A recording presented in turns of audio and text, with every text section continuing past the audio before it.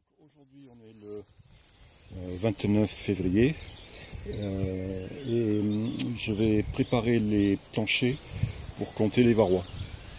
Alors les varrois, ce sont des acariens qui se mettent sur les abeilles comme des poux et qui sucent leur hémolymphe. Alors, l'hémolymphe de l'abeille, c'est le sang de l'abeille.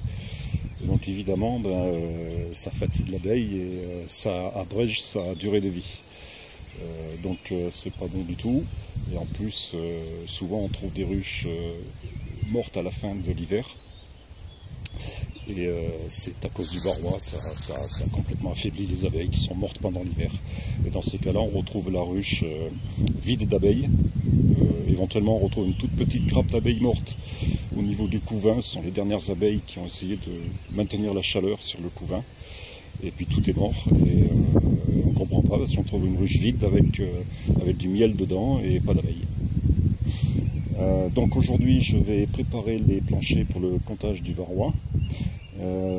Alors pourquoi? C'est parce que le varroa, quand il sort des alvéoles, il sort des alvéoles en même temps que l'abeille quand elle naît, et ensuite il va aller s'accrocher sur des abeilles. Donc s'il rate son coup, il tombe sur le plancher, et puis les abeilles, quand elles se grattent, quand elles s'épouillent, elles peuvent faire tomber aussi des varrois. Et donc cette chute, elle peut être représentative de la quantité de varrois qu'il y a dans la colonie. Il faut compter au moins pendant 4 jours pour que le résultat soit significatif. Et on divise donc le nombre de varrois trouvés sur le plancher par le nombre de jours. Et on trouve le nombre de varrois qui tombent par jour.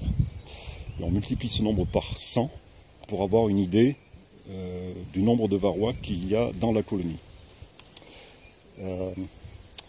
Donc je vais vous montrer déjà comment se présente ce plancher. Donc ce plancher est grillagé, comme ça. Donc le varroa va tomber à travers le grillage. Et pour le compter, on va tirer le tiroir qui est ici, sur lequel on va poser un lange en PVC. Un lange. Et ce lange, on va l'enduire de graisse. Ce qui fait que les varrois, quand ils vont tomber à travers la grille sur le plancher, vont rester collés sur la graisse. Et ils ne pourront pas s'en dépêtrer.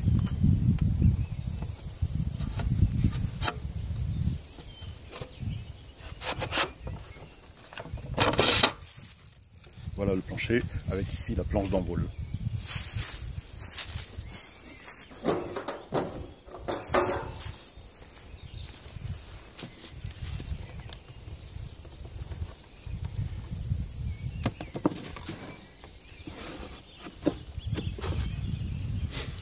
Donc et ce plancher, ça permet aussi de comprendre ce qui se passe un petit peu dans la ruche. Donc là, ce qu'on voit ici, on voit 3 bandes. C'est la zone sur laquelle en ce moment vit la grappe. Donc déjà on peut voir que la grappe d'abeille n'est pas très grosse. Et ça c'est mon petit essaim de mi-juillet, donc c'est un petit peu normal.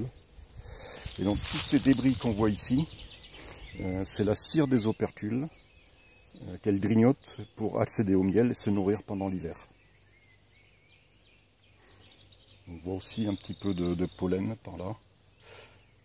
Et donc ça on les voit bien de toute façon qui récoltent du pollen en ce moment. Donc ça, je vais le nettoyer. Et ici, on voit un petit peu de cire blanche. Donc ça doit être des abeilles cirières qui ont commencé à travailler.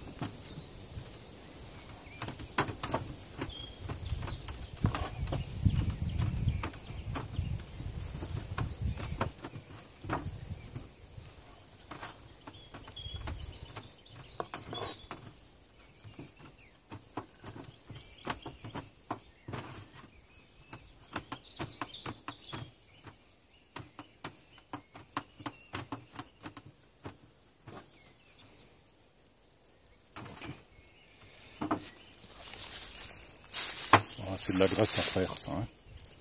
C'est une graisse qui a pas vraiment d'odeur, pas toxique. Voilà. Et on remet le plancher en place.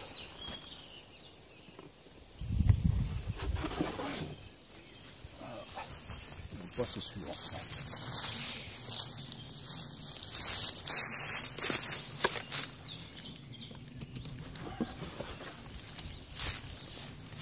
On voit bien la différence hein, avec l'autre ruche. Hein.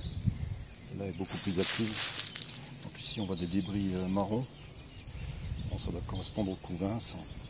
Et on voit qu'elles ont attaqué les réserves sur les côtés. Et puis on voit du varroa aussi. Là, ça, tous ces petits points là, c'est des varrois. Donc il y en a un paquet. Mais bon là ça fait le lange est en place depuis un mois. Hein.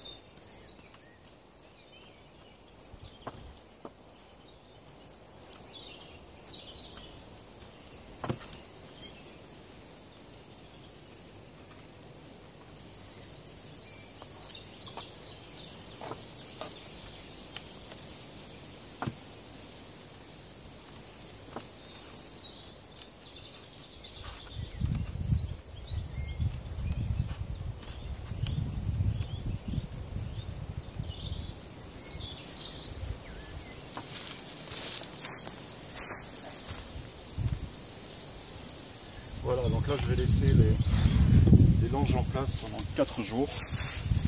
Comme je le disais tout à l'heure, c'est le temps minimum pour que la mesure soit significative. Et puis dans 4 jours, eh bien, on retirera les langes et on comptera les varrois qui sont tombés.